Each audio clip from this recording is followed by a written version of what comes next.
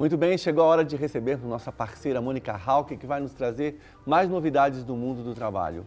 Quais hábitos devem ser adotados e abolidos em 2015 para otimizar a vida profissional? Mônica, bem-vinda. Obrigada. Tudo bem? Tudo jóia. Bacana. Me parece que, pelas estimativas, estatísticas, diz que 2015 vai ser um ano difícil para o mundo do trabalho, é o que dizem por aí. Exatamente. E acho que nesses momentos os melhores é que ficam, né? Isso. Primeiro que nós já tivemos algumas mudanças, né, com relação ao seguro-desemprego, algumas alterações no nosso mundo aí da legislação trabalhista. Agora, é um ano que, infelizmente, a previsão é de muitas demissões. Já começaram, inclusive. Já começaram. As empresas estão trabalhando de forma enxuta. Então, tem uma retração evidente na economia e isso afeta o mundo do trabalho. Eu acho que a nossa dica hoje é o que fazer para você se destacar num ambiente tão adverso, né? Ótimo. Começando, uma primeira dica aí preciosa para o nosso telespectador. Eu acho que a gente precisa ter uma estatística em mente. De cada 5 demissões, 3 estão ligadas ao comportamento. 3? 3. Alto percentual. Ou seja, nós contratamos pelas habilidades técnicas e na hora de demitir, a gente demite pela falta de habilidade comportamental. Então, acho que a primeira dica, tem até um vídeo, a gente podia ver o que não fazer em termos de comportamento. Então vamos lá. Vamos ver esse vídeo. O reclamão tem certeza de que os chefes o perseguem e passa todo o tempo importunando os colegas com lamentações. Para eles, o mais difícil é esquecer as reclamações e manter o foco no trabalho. O falso bonzinho é sempre cordial e faz questão de estabelecer boas relações com todos.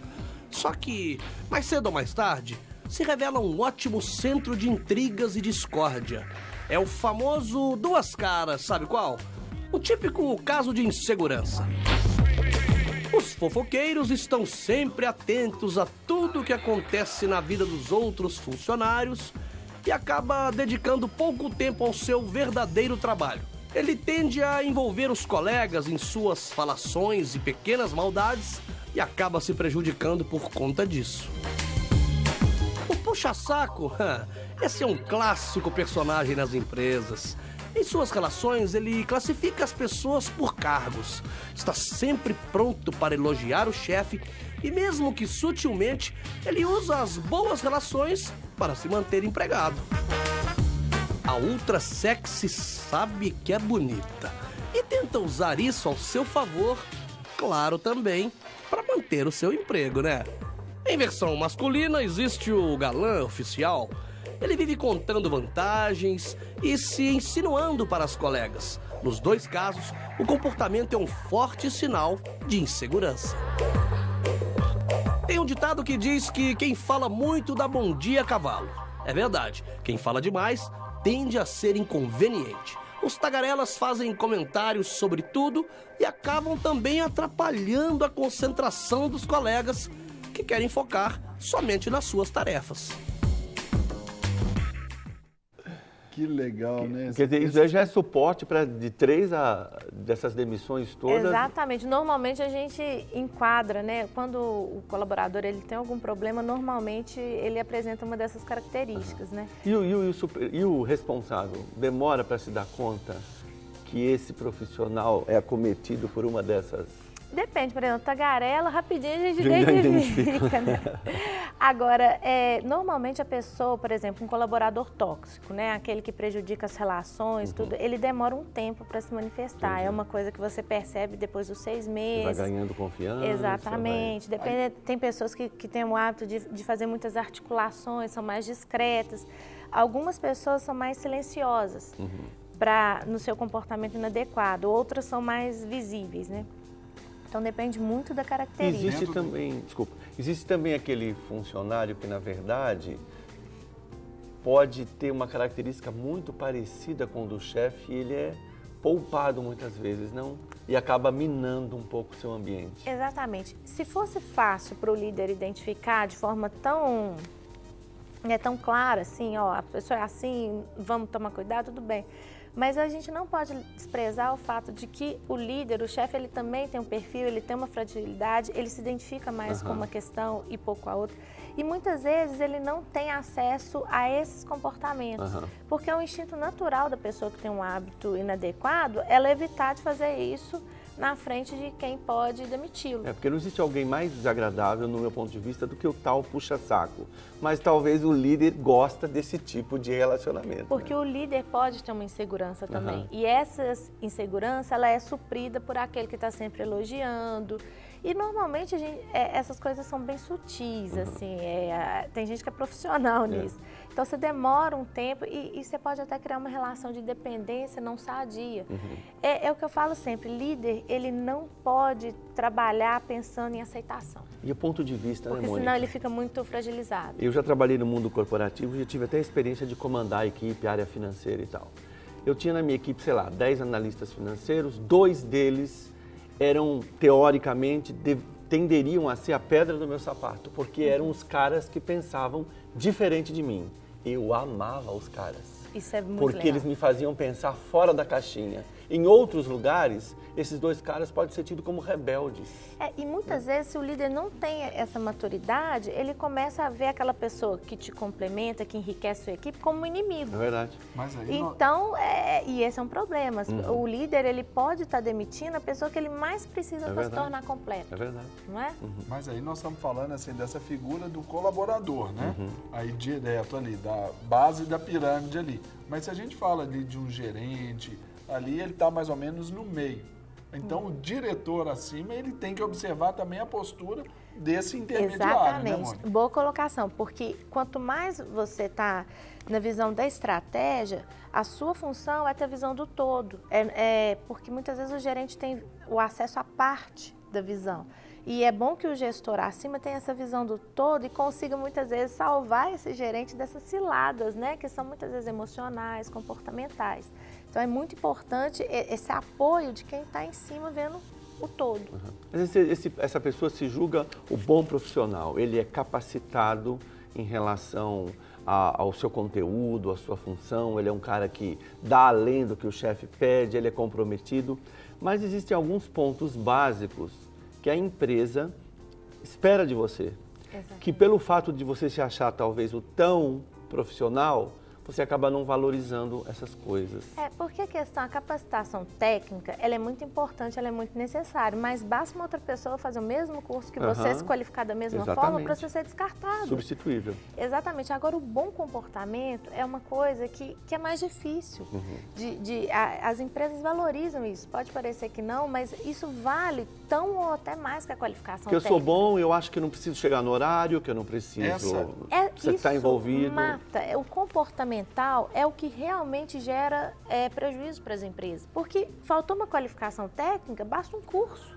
A pessoa se capacita. Rapidinho. Tá. Agora, e o comportamental, que são hábitos, que muitas vezes hábitos de anos, né? Faz parte do ser da pessoa. Isso é muito mais difícil de gerenciar. Isso aí tem a ver com aquilo que é chamada inteligência emocional da pessoa ali. Isso. É lidar com os conflitos, com as adversidades, os momentos difíceis ali na empresa e até nesse padrão de se comportar ali com os outros colegas também, né? Para não puxar a turma para baixo. Né? Vamos pensar na geração Y, por exemplo. Daqui a 60 dias começa a valer a regra, seguro-desemprego só após os 18 meses de trabalho e não mais 6 como era antigamente. Primeira coisa, essa geração Y, que antes não pensava 2 vezes antes de mudar o emprego, ela vai ter que pensar. Ela vai pensar, para mudar os valores. Ela vai ter que mudar. Outra coisa que a geração Y não importa muito, não todos, mas é uma característica comum. Como eles gostam muito de flexibilidade de horário, alguns tendem a confundir flexibilidade com anarquia. Anarquia, libertinagem. Exatamente. Então chega a hora que quer, tudo. Bom, enquanto o mercado estava aquecido, o mercado estava tolerante a essas coisas, não porque ele aprovava, mas porque ele precisava dessa qualificação. Agora que o mercado retraiu, nenhuma empresa vai esquecer quem não chegava atrás. Então, assim, essas pessoas que têm hábitos ruins vão ser as primeiras a serem cortadas, eu tenho certeza. Porque a empresa, ela tem um prazo para com o seu cliente. Exatamente. Obviamente, o funcionário não pode estar desapegado a essa coisa de prazos, né? Porque existe uma expectativa do seu superior. E é um olhar muito assim, não, porque eu gosto de chegar, porque eu gosto de dormir até mais tarde e vou chegar até mais tarde. São coisas assim que eu acho que ainda falta uma certa maturidade para muitos jovens. Óbvio que jovens que são ultradisciplinados, mas é uma característica da geração. E a geração Y, ao meu ver, é a que mais vai sentir esse ano. Porque ela vai ter que adotar alguns hábitos que até então não estava sendo cobrado por uma questão de mercado. Mercado dita as regras. Né? É uma relação de força. Quando você tem mais oferta do que procura, aí depende de quem está com o controle na mão. Agora a tendência é de você ter mais pessoas à disposição das empresas para trabalhar do que vagas. Então, está na hora do colaborador, do funcionário, rever sua postura. Porque agora as empresas vão ficar com quem realmente se enquadra nos padrões aceitáveis pelas empresas. E não mais, porque a gente viveu, até uns 5 anos atrás, uma mudança de relação. Como estava todo mundo precisando contratar e estava todo mundo... e não tinha profissional para contratar, então, assim, tinha uma certa flexibilização. Agora não, as vagas estão sendo reduzidas. Então, é o contrário. É o profissional que precisa ver o que a empresa precisa, o que é aceitável, o que não é aceitável e se enquadrar. Mônica, assim, independente da idade do profissional, você acha que sempre há tempo de você ter uma versão melhorada de você? Tem, com certeza. Eu acho que a grande dica é, em 2015, seja a melhor versão de você mesmo. Legal. Porque as pessoas mudam.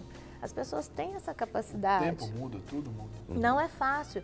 Então, por exemplo, para os mais jovens que tinham hábitos ruins, que seja um ano de amadurecimento. Para os mais velhos, né, que já têm mais maturidade, mais sede de mercado, que seja um ano de recomeço, de oportunidade. Flexibilidade, né? Exatamente, de rever, porque as empresas, elas também vão ter que mudar para se adaptar a essa nova fase da economia. Então, está todo mundo trabalhando com quadro enxuto, está todo mundo precisando aumentar a produtividade sem aumentar o custo. Então, o colaborador ele tem que entender que as empresas também estão mudando a sua exigência, não é por uma questão de maldade, nada disso, é por uma questão de necessidade. A empresa também tem o desafio de se manter no mercado. Muitas empresas estão fechando e a tendência é aumentar isso. Então, o colaborador ele tem que vestir a camisa, ele tem que fazer parte. Na hora da tempestade, tem que estar todo mundo junto. Verdade. Você vai pular para onde? No mar revolto? Não, vamos ficar junto no barco, vamos todo mundo fazer a coisa dar certo. Então, essa postura, mais do que nunca, de estar dentro da empresa, da empresa poder contar com a pessoa, isso vai valer bastante nesse ano. Agora, Mônica, quando a gente pensa assim, nós estamos falando lá do colaborador, vamos pensar pelo lado do gestor. Como ele pode ajudar, vamos dizer que ele tem uma equipe boa, alguns profissionais de competência ali aprovada, mas ele já está detectando esses maus comportamentos, esses maus hábitos. O que pode ser feito para ajudar aquele colaborador? Primeira coisa é um feedback, né? É uma coisa que eu aprendi. O que é óbvio para mim não é óbvio para você nem para você. A partir do momento que eu falo, isso se torna óbvio porque aconteceu a comunicação.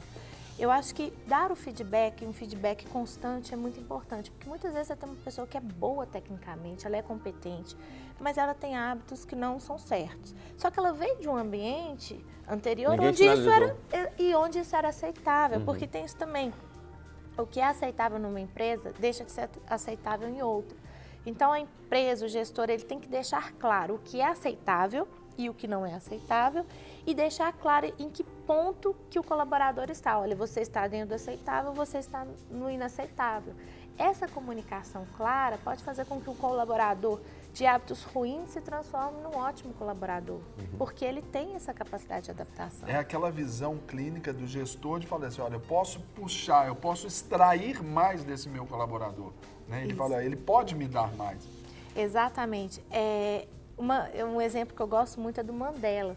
né, que o Mandela ele teve que fazer essa gestão num ambiente hostil, onde as pessoas não comungavam das mesmas ideias. E uma das grandes sacadas foi isso. Ele não descartou as pessoas, mas ele foi fazendo um trabalho de trazer as pessoas para o mundo dele. Biblicamente, a gente também pode exemplificar Davi na caverna de Adulão. Exatamente. Ele pegou aquela turma que estava ali, todo mundo para baixo, amargurado, endividado. Vamos pensar os piores funcionários, né? Os menos qualificados. Jesus pegou também só gente boa. Mas isso é uma lição muito, muito bonita, né? Ou seja, ninguém é totalmente bom, totalmente ruim no mundo corporativo. As pessoas sempre vão ter qualidades e sempre vão ter pontos a desenvolver. E o líder que tem esse olhar de entender a natureza das pessoas e trazer para aquilo que ele quer, é um líder com uma habilidade muito importante, que é exatamente de trazer a pessoa para dentro do barco. Você falou sobre geração Y, mas a gente que já tem muito tempo no mercado... A. Geração A lá no começo. Engraçadinho, eu dou essa chance para ele ainda. A gente viveu um tempo em que você ter muitos anos de empresa significava um funcionário fiel, que veste a camisa, que está comprometido. Também vivi um outro tempo que esse profissional era o cara acomodado, que está sempre na mesma... Sem experiência, sem visão de mundo. Como o gestor vê o funcionário? Qual o tipo de colaborador que ele quer hoje? Hoje, a gente, tirando os Estados Unidos, se não me engano, o Brasil é o país que tem maior rotatividade. Sério? O tempo de permanência ele é muito baixo no emprego. Eu acho que esse ano isso tende a mudar, a partir desse ano. Mas o fato é, antes esse colaborador, né, que começava e aposentava na mesma empresa, ele era o ideal de funcionário padrão. Agora, a gente vem de uma geração onde isso é impossível. Ninguém entra numa empresa pensando em aposentar. Mas para o gestor, o ideal é o equilíbrio, porque você sair com menos de 2 anos é ruim. Porque a gente sabe que o auge das competências, das habilidades, do domínio técnico, ele acontece após o 2º ano. Varia muito de cargo para cargo, mas a pessoa, cada dia que passa, ela se torna mais hábil naquilo que ela faz. Então, se ela sai com menos de 2 anos, é ruim. Agora, aposentar também não pode ser, dependendo do ambiente que você está, isso realmente pode fazer com que a pessoa fique obsoleta, com que a pessoa não tenha uma visão do mercado lá fora. Para algumas empresas isso é ideal, porque tem empresas que são tão grandes e tem tantas oportunidades que a pessoa está lá 30 anos na empresa, mas não necessariamente fazendo a mesma coisa. Tem oportunidade de crescer, então, desenvolver dentro da empresa. empresa. A visão é aprender coisas novas e ter essa habilidade de fazer o máximo possível. Eu acho que mais preocupante do que ficar na mesma empresa, talvez seja ficar sempre fazendo a mesma coisa, porque é um risco. Depois, se você precisar procurar o mercado, você só sabe fazer uma coisa. Muito bem, é verdade. Mas só sabe fazer isso. Então, você pode ou ser visto como, nossa, ele é um grande especialista, eu preciso desse profissional e outra empresa pode absorver, ou ele pode ter poucas opções para ser reabsorvido no mercado. Quando a gente fala, Mônica, sobre essas boas relações também, porque as relações ali dentro do trabalho, isso também vai dizer muito a respeito da produção da empresa, né, daquela equipe ali na sua produtividade. Por exemplo, no meu perfil comportamental, para mim, o ambiente de trabalho, ele conta, assim, demais. Relacionamento. Eu gosto de chegar, tá tudo bem, tudo. Se tem alguma coisa, aquilo ali já, para mim, já não é legal. Como lidar com isso para identificar nessas horas esse funcionário que precisa, esse colaborador que precisa desse cuidado e daquele, vamos dizer que nós vimos ali ilustrado no vídeo, né, do falso bonzinho que acha que é amigo, o de 2 caras ali.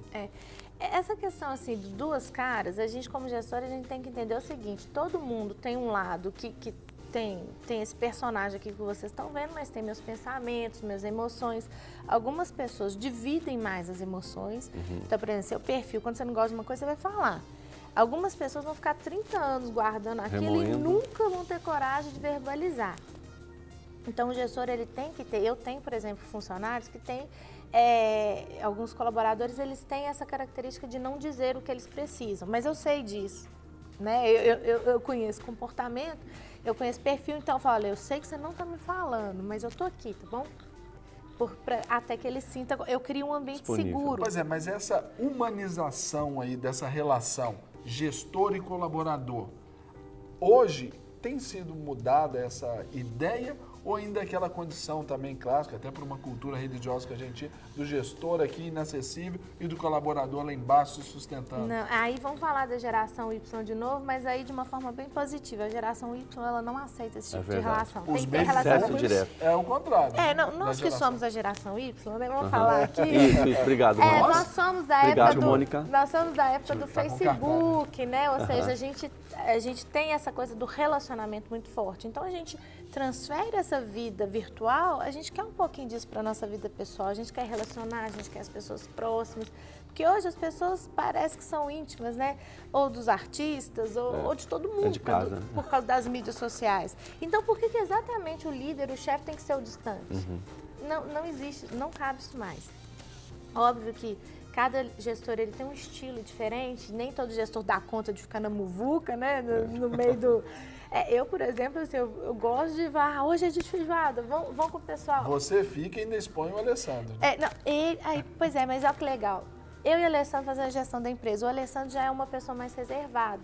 Eu não chamo ele para feijoada junto. Então, eu jogo futebol com a equipe. Então, assim, o futebol, a feijoada, fica comigo. Aqui. Você sabe que a Mônica joga muito bem futebol? É mesmo? Jogava. Agora eu já não sei, mas agora sempre joguei. Agora ficou preocupada mais com os negócios, com a empresa. Ah, que legal. Mas o nosso tempo ali de companhia aí... A gente jogava futebol. Não, esses dias eu cheguei lá no futebol da empresa, tava assim, só os homens jogando e as mulheres sentadas. E foi uma quarta-feira, eu tava com a roupa do programa. Todo mundo, tirei o salto e falei, vou jogar. Pus todo mundo para jogar futebol. Que legal. Gostoso. Mas é um estilo assim, eu gosto de estar próximo. Tem líder que não dá conta de estar tão próximo. O ideal é o equilíbrio. O que eu faço lá na empresa? Eu converso muito com a equipe e falo, olha, esse é meu jeito, essa é minha força, essa é minha fraqueza. Me ajudem. Vamos lá. Pois é, mas aí, num paralelo, o que é ponto positivo nessa interação e o que pode ser ponto negativo? Excesso de liberdade ao colaborador, ele se achar também o íntimo, né? Então, vamos lá. O líder que ele se envolve muito e fica muito próximo, qual que é o ponto fraco, qual que é a dificuldade que ele pode enfrentar? Com o tempo, ele pode ter necessidade de aceitação, porque o gestor ele tem que ter um momento de solidão para ele tomar as decisões objetivas.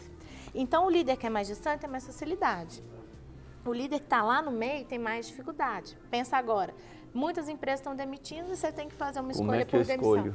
Quanto mais o líder é próximo, mais isso vai ser essa decisão, porque esse afastamento não existe. A pessoa é alguém ali da sua convivência. Então, esse envolvimento ele pode tirar um pouco a objetividade, a questão de realmente fazer o que tem que ser feito. É só um ponto de dificuldade que você pode trabalhar.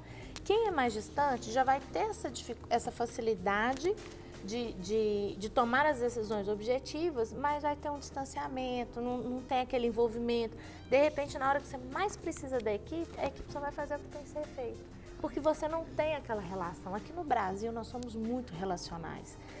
A população é voltada para pessoas, ela não é voltada para tarefa.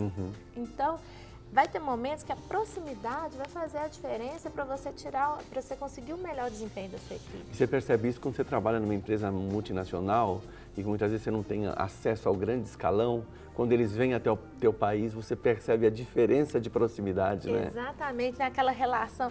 E pensa em empresas japonesas que estão aqui, né? A relação de hierarquia. E a gente sabe que muitas empresas asiáticas, elas têm dificuldade de aculturar os seus gestores, porque chega aqui não tem hierarquia nenhuma, todo mundo chega beijando, todo mundo abraçando, todo mundo quer jogar futebol comigo. Como que é isso na cabeça de um gestor japonês, né? Ou de um coreano? Então tem essa dificuldade, varia muito de cultura para cultura, o alemão também. Né? Então, você tem essa diferença cultural, mas a gente tem que, eu acho que todo gestor tem que ser bom em antropologia, sabe? Verdade. Tem que olhar, observar, entender o seu cenário e agir da melhor forma de acordo com o cenário. E isso nem sempre tem a ver com idade, viu, seu Serginho? Nós recebemos, quando trabalhava secularmente, nós recebemos o dono, um dos sócios da empresa, no Brasil, um senhor de quase 80 anos, e ele foi dar uma palavra para a gente, para os funcionários. Era a primeira vez que eu ouvia. Eu fiquei 6 anos na empresa. E a palavra que ele deu, que o sonho dele é que nós trabalhássemos de pijama em casa. para que não houvesse ambiente físico, né? Quer dizer, veja um senhor nessa idade com pensamento tão... Y, né? Y, totalmente. Achei bastante curioso. Isso é muito legal e é bom também. Eu acho que a empresa, ela tem uma cultura, ela tem um modo de ser e isso tem muito a ver com o gestor. Então, eu acho que assim, como eu posso me dar bem em 2015? Entender, da mesma forma que o gestor tem que ser um antropólogo, o colaborador também pode ser. Como que eu posso me dar bem nesse cenário? O que é valor? Qual que é a cultura da empresa? É uma empresa que foca muito, que está precisando muito de resultado e pouco relacionamento? Então é assim que eu vou agir. É uma empresa onde os relacionamentos, a cultura precisa de um relacionamento maior? Então eu vou me adaptar. Eu acho que essa leitura de cenário pode ajudar muito as pessoas a se destacarem em 2015. Os ambientes podem ser diferentes, as empresas, mas tem alguma coisa bem pontual que você possa dizer assim, olha,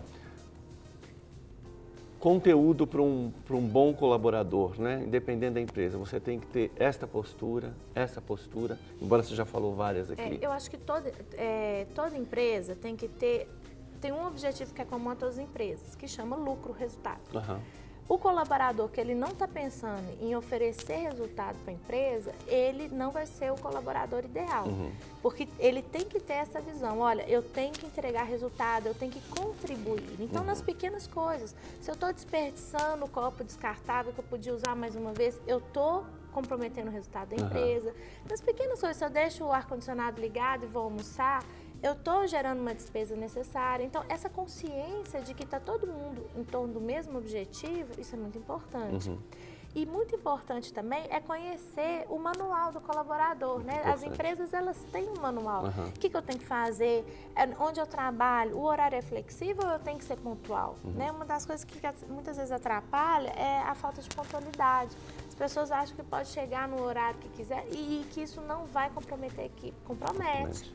Né? Agora, outras empresas têm essa liberdade de horário, mas mesmo assim, toda empresa que tem liberdade de horário, ela tem regras também dentro dessa liberdade.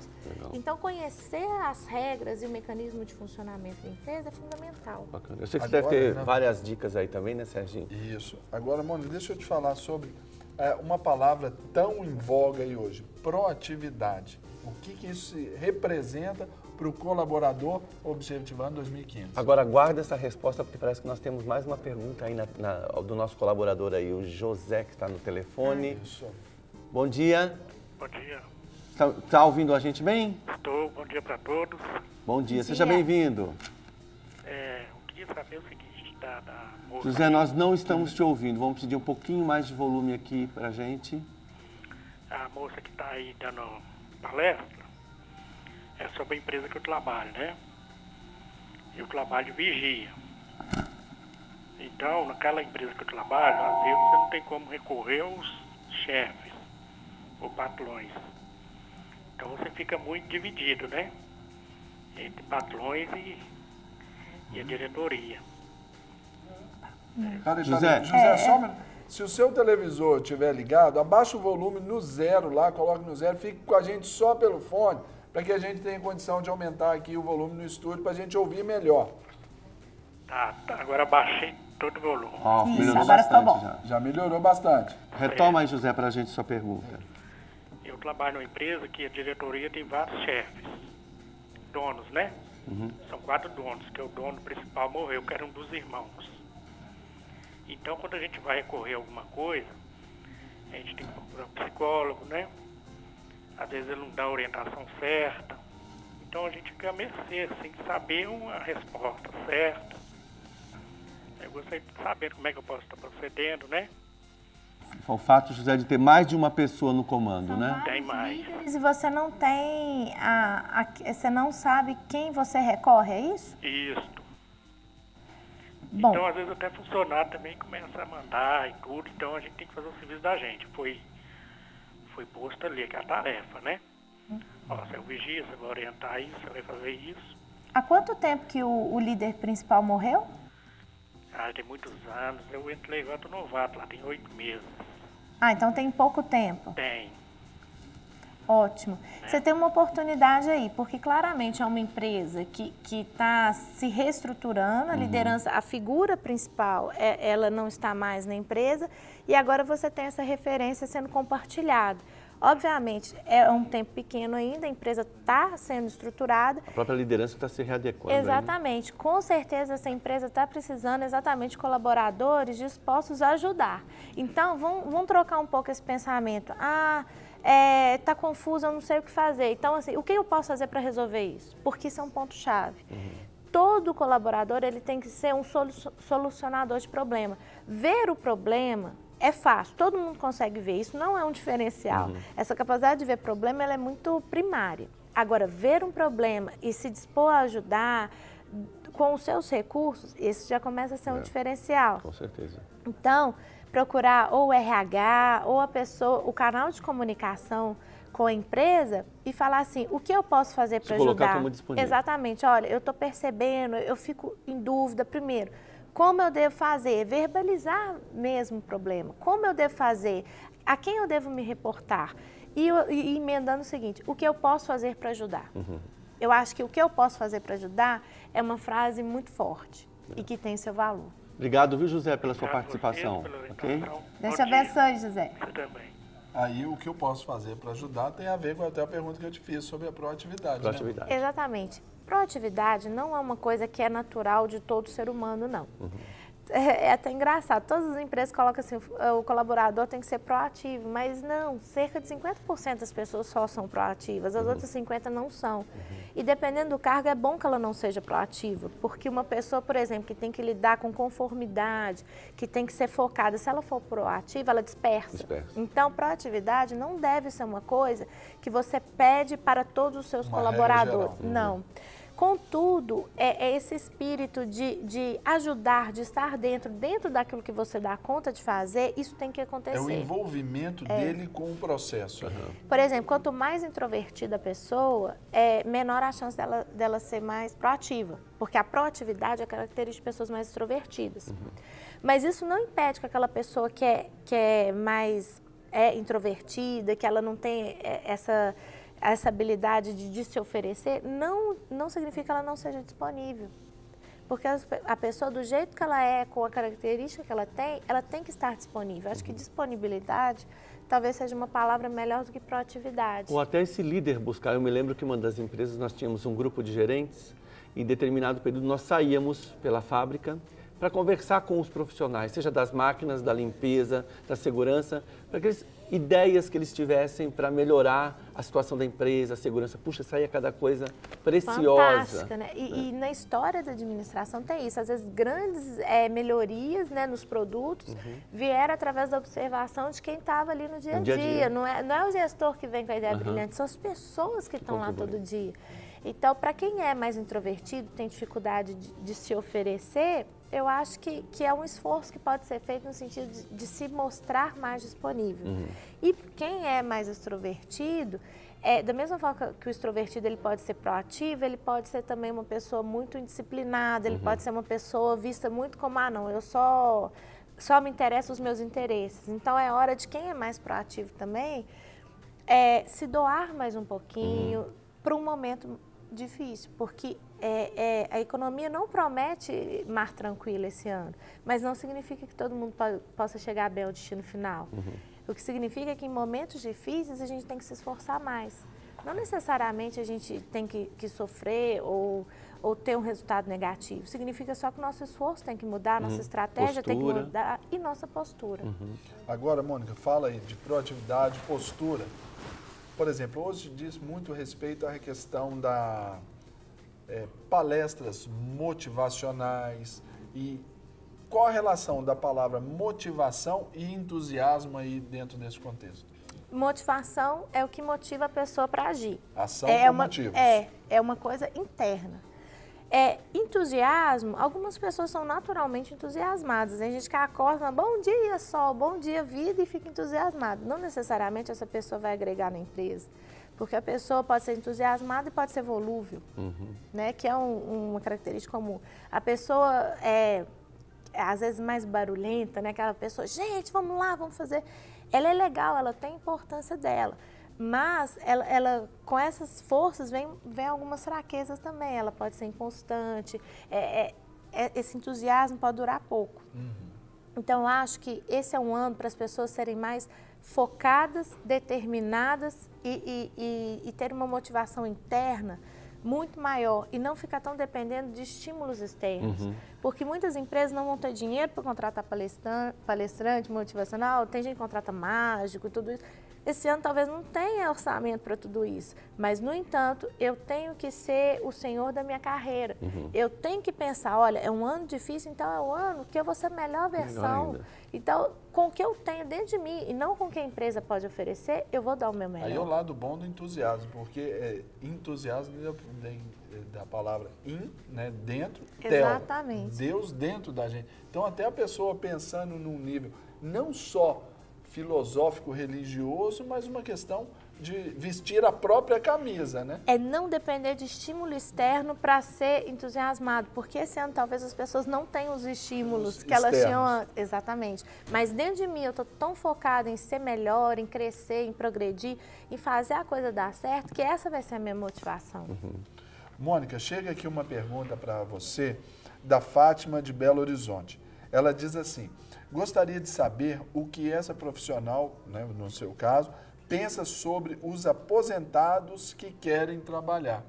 Eu sou super a favor. Eu Demais, acho assim, eu sou eu sou fã de pessoas, apesar de uma empresa muito jovem, tudo, eu gosto muito de trabalhar com um profissional que ele é mais maduro. E eu acho que nesse momento que a economia está precisando mesmo de todos nós, porque o país é nosso e o país somos nós, né? Então a gente não pode ter essa visão assim, tá ruim porque o governo tá. Cada um com a sua parcela, mas o que eu posso fazer para o meu país dar certo? E eu acho que o país tem um exército de pessoas para ajudar, e são os aposentados. São pessoas com experiência, com saúde, né? E que podem ajudar com essa maturidade, porque o aposentado, ele já viveu momentos difíceis antes, ele já viveu crise econômica.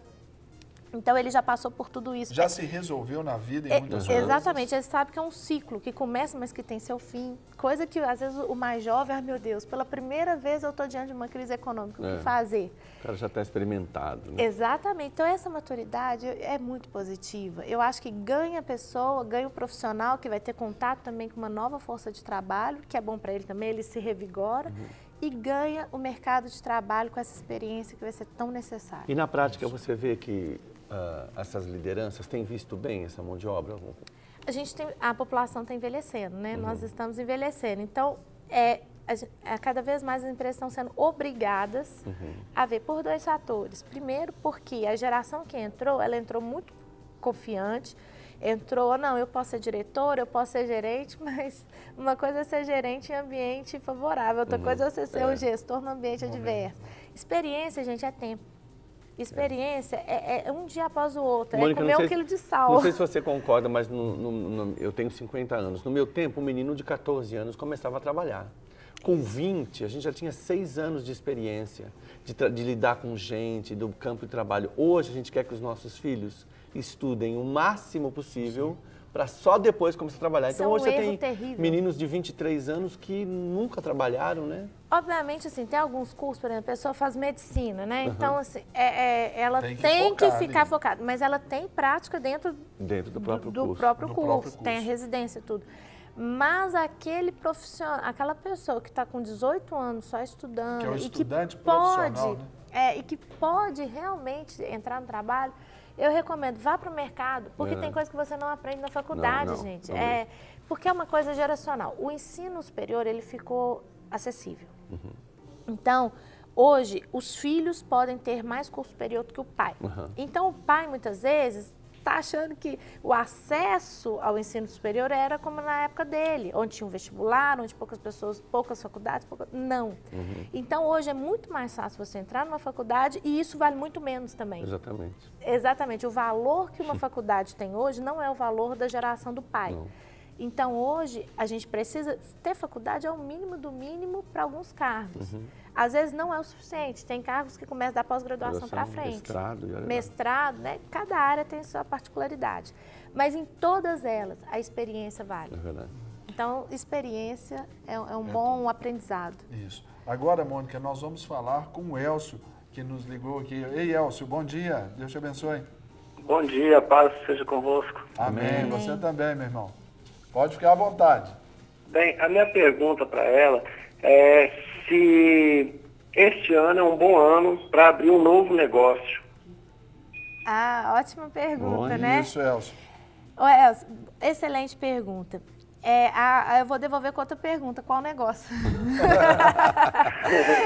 Porque eu acho, Elcio, que alguns mercados e alguns segmentos, eles crescem em ambientes de crise econômica. No meio de toda crise, existe muita oportunidade. Então, alguns negócios podem nascer e prosperar num ambiente de economia reversa. Não necessariamente a economia ruim vai fazer você não abrir a sua empresa. Mas, obviamente, você vai encontrar algumas dificuldades, né? Você começar é muito difícil, mas se você tiver um bom plano de ação, se você tiver uma boa equipe, se você tiver realmente um bom nicho de mercado, é o melhor momento para você abrir. Agora, se você fizer o que está todo mundo fazendo, tudo vai depender de como você vai observar o mercado. Né? Por exemplo, de repente, abrir uma padaria no seu bairro, já tem 10 padarias no seu bairro, você vai abrir mais uma? Ok, não, mas o que eu sei fazer é pão. Faça seu pão, mas faça diferente das outras 10. Porque as pessoas que antes compravam coxinha, pão, leite e pizza, muito provavelmente esse ano elas só vão comprar leite e pão. Então, você tem que observar o cenário e ver a oportunidade e o risco que existe. Legal, ótimo. Muito bem, Elcio, então. Respondida a pergunta, Elcio? Respondido, muito obrigado. Qual o negócio, Elcio, você estava pensando? Qual o ramo de atividade? Bem, eu estava pensando em confecção de camisas gospel. Eu não sei, eu não tenho os números de cabeça, mas o mercado gospel tem campo, né? Promissor. Agora, o mercado de confecção é um mercado que tem muita concorrência, por causa dos chineses, você tem N fatores de risco. O que você tem que observar? Quem vai ser seu público? Como que você vai colocar? Ah, eu vou divulgar no Facebook, mas isso tem custo. Ah, eu vou contratar um funcionário, isso tem custo também. A quanto você vai conseguir fazer a sua camisa? Qual vai ser a sua estratégia? Porque camisa tem no mundo todo. O que vale é a marca, é a ideia, muitas vezes é a qualidade. Então, você tem que entender se você tem, primeiro, clientes. Sem cliente, nenhuma empresa sobrevive. E segundo, se você tem condições de fazer uma confecção com preço competitivo. Né? Porque, principalmente, o mercado de confecções, ele é muito sensível à economia. Mas se você tiver uma boa ideia e uma boa estratégia, nada impeça que dê certo. Gente, eu não conhecia essa Mônica, mas que coisa. Ó, vou dar uma fazer plano de negócio. Anotando tudo aqui. É isso aí. Elcio, obrigado pela sua participação, pela confiança aqui no nosso programa, no quadro O Mundo do Trabalho. E continue ligadinho aí com a gente, ok? Valeu. Deus te abençoe no seu negócio. Ora antes. Eu esqueci de falar, primordial, é a primeira, né? Não, mas a gente tem que ter paz no coração. Né? Tudo que a gente vai começar um casamento, vai começar uma empresa, vai começar o seu dia. Você tem que ter paz no coração. Né? Porque você vai precisar empreender muitas vezes, tem tudo para você não dormir, para você não comer, para você sofrer. Mas se você tem paz no seu coração, as coisas fluem de uma maneira diferente. Mônica, mais uma pergunta, eu entendo uma pergunta aqui subjetiva que nos chegou aqui pelo telefone 3209-3301. Alguém que não se identifica, daqui de Belo Horizonte, diz assim: trabalhei em uma rede de supermercado durante 8 anos e pedi demissão. Qual o melhor trabalho para mim agora? É meio subjetivo, porque supermercado pode ser um balconista, caixa, pode ter sido um gerente, né? Eu acho que o que ela tem a favor? 8 anos no mesmo segmento. Então, bater na porta de um outro supermercado e falar assim, olha a experiência que eu tenho. Isso tem um valor. Mas por que essa pessoa pediu demissão? É porque eu não aguento mais supermercado, então não é para lá que ele vai. Eu acho que temos que pensar qual que é o seu perfil, o que você gosta de fazer e principalmente o que você faz bem. Esse é o ano de pessoas que fazem bem. E sempre quando a gente pede demissão, é um momento de pensar o que eu acertei e o que eu errei. Porque é uma relação que termina, e uma relação nunca termina com um lado só com razão, outro lado. Não tem vilão, não tem mocinho. O que tem em alguns pontos eu acertei, em alguns pontos eu errei. O que antes me satisfazia agora não satisfaz mais. Eu acho que uma autoavaliação é primordial antes de você começar qualquer nova etapa. Legal. Muito bem, Mônica. Muito obrigado por mais um mundo do trabalho aqui pra gente, que hoje foi um mundo de informação. Muito bom.